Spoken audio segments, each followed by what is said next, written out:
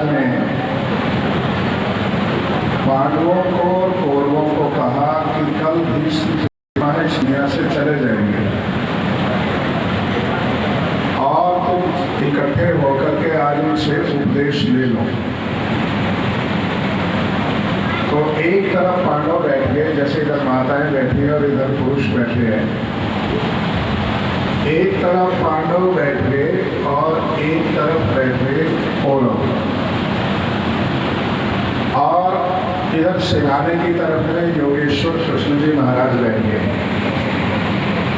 और भीष्म पितामह से कहा कि आप कोई उपदेश दे दीजिए आज, क्योंकि आपकी इस धरती पर यह अंतिम सांझ है, कल आप दिन में ही चले जाओगे।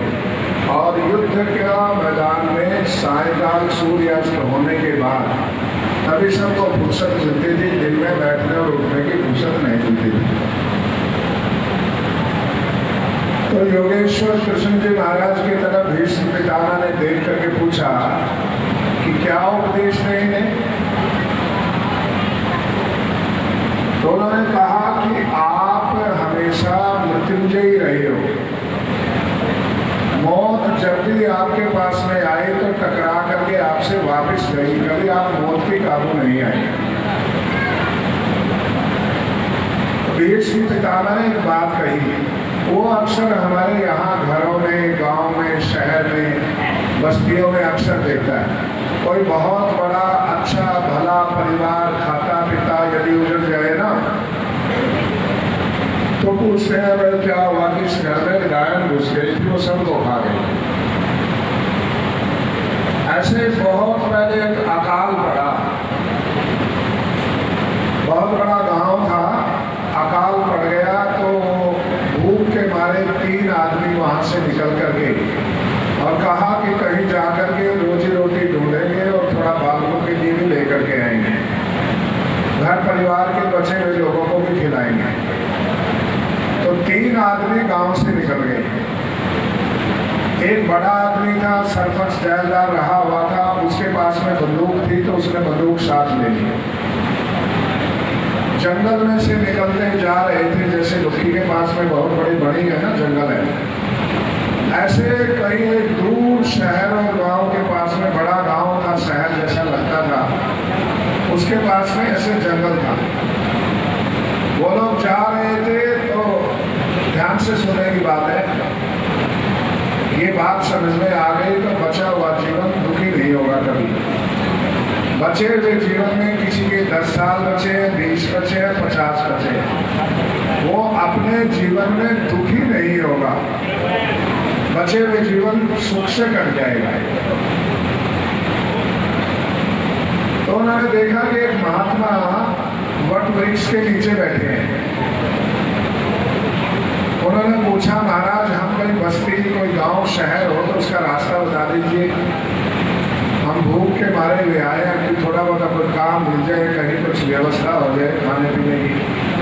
तो कोई शहर या गांव का रास्ता है कि 2 रास्ते हैं, एक पे तो डायन बैठी है, उधर से जाओगे तो तीनों को खा जाएगी, और एक ये इधर वाला रास्ता है, ये बड़ा सुरक्षित है, इससे चले जाओगे।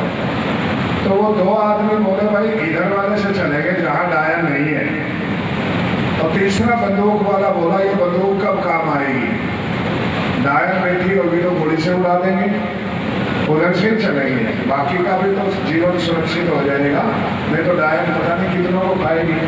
डायन तो समझते हैं ना, है ना, हाँ आपस में बोलती हुई डायन तो फटके देती हुई दूसरी को, है ना। तो उसने कहा भाई डायन वाले रास्ते से चलेंगे। चले चले ऐसे चल करके थोड़े जैसे दूसरे गांव के ऊपर कोई जो चक्कर लगा के जंगल की तरफ जाए, इतनी दूर जा करके देखा तो सोना, चांदी, धन, ऐश्वर्य, गहने, इतना ऊंचा ढेर लगा पड़ा है। वो बोले रे पाखंडी बाबा तो बड़ा बदमाश था, हमें इधर को भेज करके और अकेला ही सारे माल को बोरी में बांध करके ले जाने के चक्कर में था ये, इसलिए हमें बता रहा था कि इधर से मत जाना, यहाँ डायन है। तो जब कुछ कमाई हाथ लग जाती है तो पेट में फिर भूख लगती है।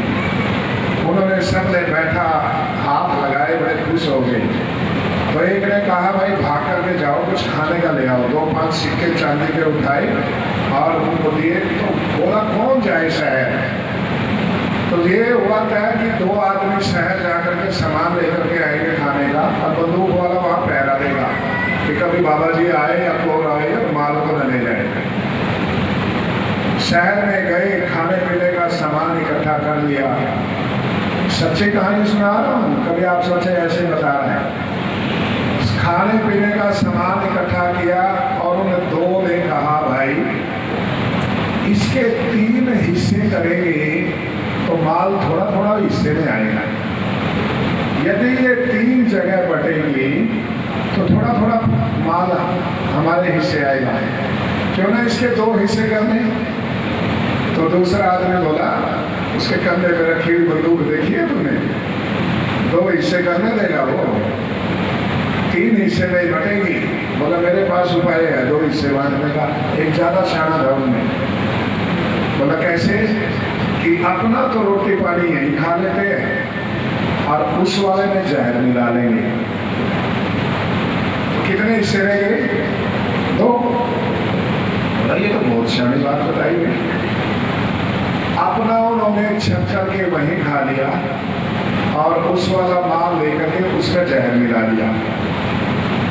तो जो उधर कहानी चल रही थी, उधर बंदूक वाला बैठा था, उसके भी दिमाग में बात आई। बोला ना ये 3 जगह बटेगी तो माल थोड़ा थोड़ा सा ही हाथ आएगा, ये तो थोड़े दिन में ही खत्म हो जाएगा सारा, क्यों ना मैं अकेला ही मालिक बनूं इसका। मैं यदि अकेला मालिक बनूंगा तो सारे का सारी मेरी आने वाली पीढ़ियां कर जाएंगी। उसके भीतर से जवाब आया कैसे अकेला मालिक कैसे बनेगा जब 2 है। बोला जब भी 50 गज दूर रह जाएंगे ना तो मेरे पास में दुनाली बंदूक है, 2 ही इसमें गोली है, एक से एक को ठंडा करूंगा और एक से दूसरे को। तो उधर से तो वो चले आ रहे, 50 गज दूर रह गए। तो उसने कहा भाई खाना नहीं लेकर के आए। बोले जाए कहाँ है? ये देखो ये तो थोड़ा सा है, और तुम? बोला हम तो वहीं खाए कि वहीं खाया है। हाँ, धड़ा धड़ा करके 2 लोगों 2 गोली मार दी। बोला तुमने गोली नहीं खाई थी, खाना खाया। ठंडे हो गए। पर जिसकी जो अंतिम सपना होता है ना उसको पूरा करेगा वो प्राण त्यागता नहीं। जैसे हमारे फौजी जवान होते हैं, इनको जो टारगेट दिया जाता है, कारगिल की लड़ाई हुई, गोलियां लगी, घिसट करके फिर भी ऊपर झंडा काटा, तो वहां जाकर के प्राण त्याग गया। तो जिसकी जो इच्छा होती है वो वहां पहुंच के प्राण त्यागता है। तो दोनों घसीट करके गोली खाने के बाद में ना धन के ढेर पे जाकर के मरे, और वो हंस रहा बैठा हुआ है। तो वो जब दोनों ने प्राण त्याग दिए फिर वो खाना खाने बैठा वृक्ष के नीचे। तो आधा खाना खाया था और उसको पता लग गया कि हाँ तेरा भी इलाज इन्होंने पक्का कर रखा है। तो चक्कर आकर के गिरा, तो उसने भी बेचारे ने खाना तो फेंक दिया और घसीट करके वो भी धन के ढेर पे आकर मरा। इतनी देर में 15, 20, 25 मिनट का टाइम हो गया। तो महाराज सायकाल घूमने के लिए आए और बोला हाँ टायर तीनों को ही खा गई है। धन संपत्ति ऐश्वर्य देवी भी है और डायन भी है। जो आपके पास में हमारे पास में जो धन संपत्ति और ऐश्वर्य है वो डायन भी है और देवी भी है। अब वो भीष्म पितामह वाले उपदेश से आ जाओ। ये कहानी में आपको योगेश्वर कृष्ण जी महाराज जो भीष्म पितामह से उपदेश सुनना चाहते हैं, अब उस पर आ जाओ। भीष्म पितामह ने कहा कि मैं तो मृत्यु को टक्कर इसलिए देता रहा, कभी मौत मेरे पास आई नहीं। तो वो सुन लो क्या है, जो व्यक्ति 2 अक्षरों का जीवन जीता है, 2 द्व्यक्षरम भवेत् मृत्यु, उसके जीवन में तो मौत हमेशा उसके सामने खड़ी रहेगी। और जो व्यक्ति तीन अक्षरों का जीवन जीते हैं, तीन, केवल तीन अक्षर, तो वो अमृत की प्राप्ति कर लेते हैं। द्व्यक्षरम भवेत् मृत्यु त्रयक्षरम सत्य शाश्वतम। जो व्यक्ति, ये श्लोक है भीष्म का, उनके वचनों का। योगेश्वर कृष्ण जी महाराज सुन रहे हैं बैठे, पांडव सुन रहे हैं और कौरव सुन रहे हैं साथ। द्व्यक्षरम भवेत् मृत्यु त्रयक्षरम सत्य शाश्वतम। बोले महाराज वो दो अक्षर कौन से हैं जो मौत की लपेट में आ जाते हैं आदमी, और वो तीन अक्षर कौन से जिनसे अमृत की और सत्य शाश्वत की प्राप्ति होती है?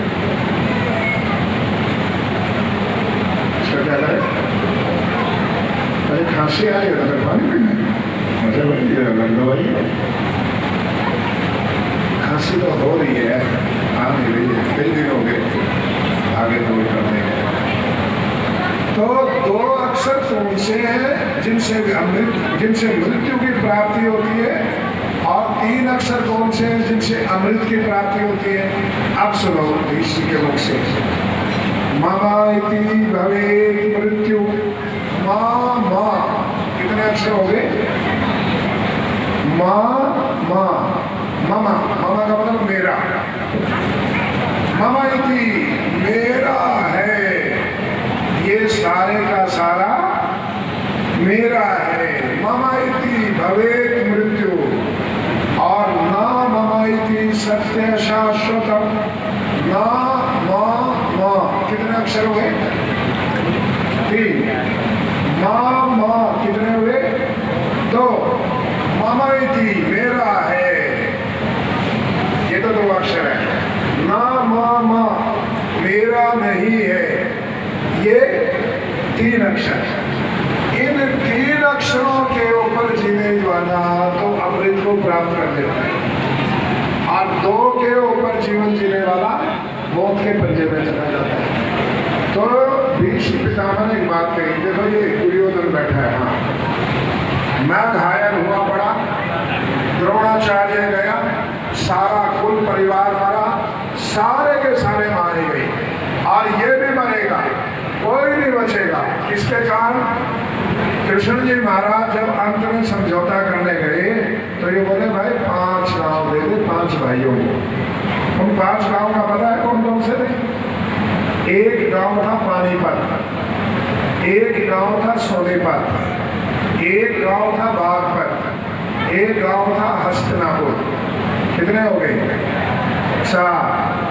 एक सोनीपत, एक पानीपत, एक बागपत, एक हस्तिनापुर, और 5वां कहाँ है? हाँ नहीं, एक और था, उसका मैं अभी नाम आ जाएगा। अरे वो जहाँ वो रहते थे महाराज जी, वो देख कर कैसे बोलते थे, याद आ जाएगा। वारनावत, किसने बताया? अरे इसके लिए ताली बजाइयो, ये हमारे वहाँ के में होता है। हम संस्कृति से कुछ भी याद नहीं रहता, अरे इसे याद रहा। 5वां गाँव था वारनावत। ये 5 गाँव मांगे थे, याद कर लो। सोनीपत, पानीपत, बागपत, वारनावत और हस्तिनापुर, ये 5 गाँव मांगे। बोला 5 गाँव दे दो। दुर्योधन ने क्या बोला? सोने की नोक के बराबर जमीन भी नहीं दूंगा, ये सारी मेरी है। ये सारी किसकी है? मेरी। और दूसरा उदाहरण सुनो, एक किसान के खेत में से नदी निकल रही है। एक दिन रात में उसने क्या किया? सारा नदी का पानी तोड़ करके अपने खेत में छोड़ दिया। सरसों का फसल खड़ी हुई थी, सरसों की, तो पानी सारे खेत में इतना भर गया कि सरसों कहीं भी दिखाई नहीं देगी। तो सरसों क्या हो गई? 3 दिन पानी खड़ा रहने से सरसों सारी खत्म हो गई। आगे वालों की खत्म हो गई सूखे के कारण, और इसकी खत्म हो गई पानी के कारण। 2 दिन बाद में बारिश हो गई, जिनकी सूखे की मारी हुई थी उनकी हरी हो गई, और जिसकी पानी ने मारी थी वो कभी भी जिंदगी में फिर हरी नहीं हो सकती। ध्यान रखना, सूखे का मारा हुआ पानी से हरा हो सकता है, पर जिस फसल को मारा ही पानी में हो वो कभी जिंदगी में हरी नहीं हो सकती, कभी भी। तो अभाव का मारा हुआ, गरीबी का मारा हुआ व्यक्ति हरा हो सकता है, बेईमानी का, झूठ का, छल का, कपट का, धोखे का मारा हुआ कभी हल नहीं हो सकता, कभी भी, कभी हरा नहीं हो सकता, कभी भी। उसका परिणाम सुनो। आज कृष्ण का नाम हजारों लाखों बालकों के नाम मिलेगा। मेरा नाम संन्यास से पहले का कृष्ण था। श्री कृष्ण जन्माष्टमी वाले दिन पैदा हुआ।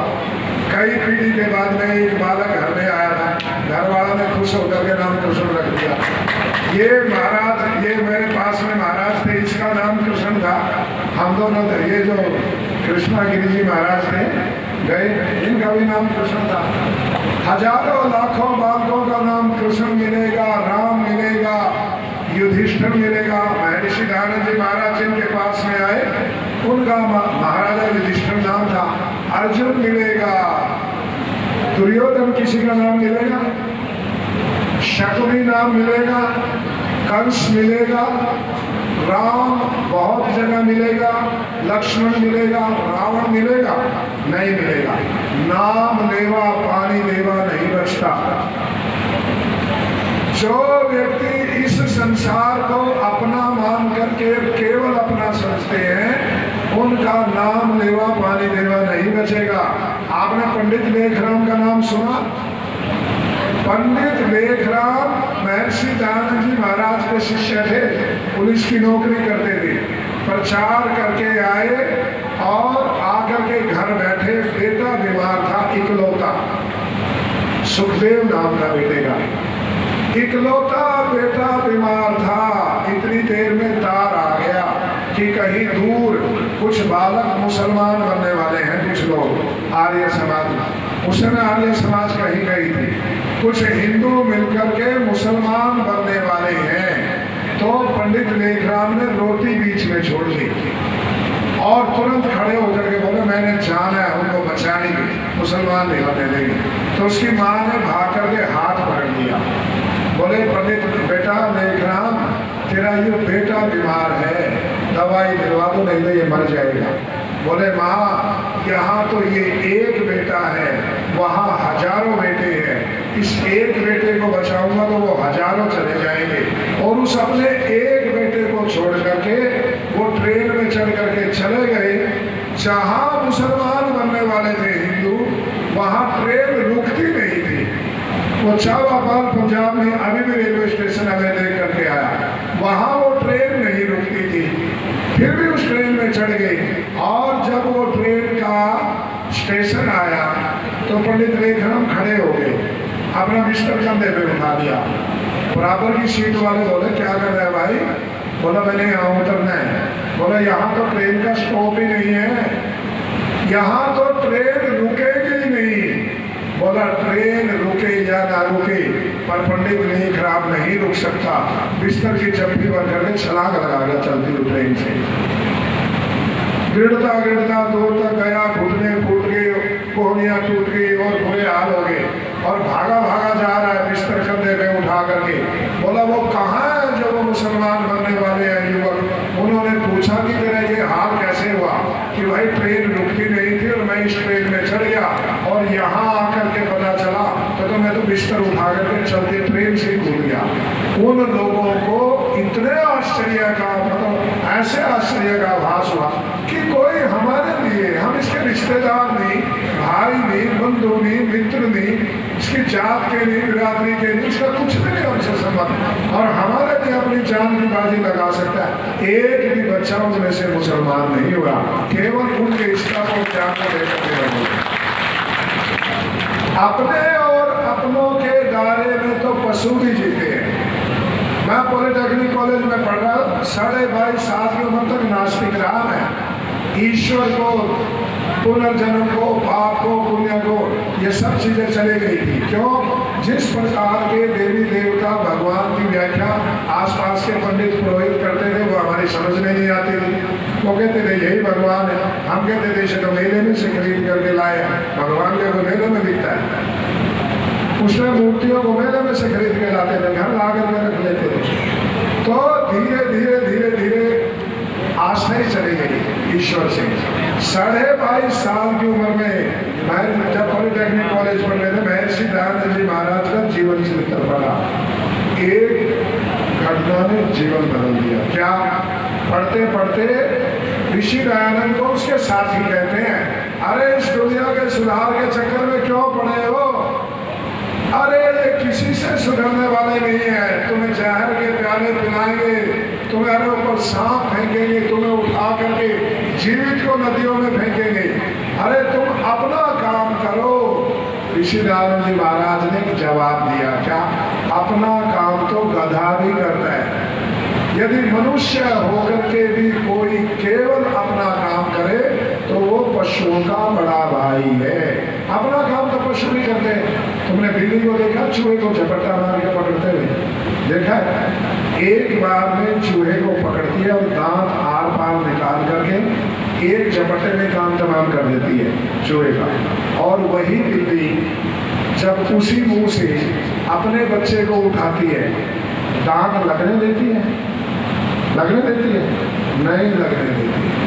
अपनों का ख्याल तो बिल्ली भी रखती है। शेरनी जब हिरण को पकड़ती है, एक झपट्टे में दांत आर पार कर देती है शेरनी हिरण की गर्दन में। वही शेरनी जब अपने बच्चे को उसी मुंह से उठाती है, दांत भी चूमे देती है। अपने और अपनों का ख्याल तो पशु भी रखते हैं।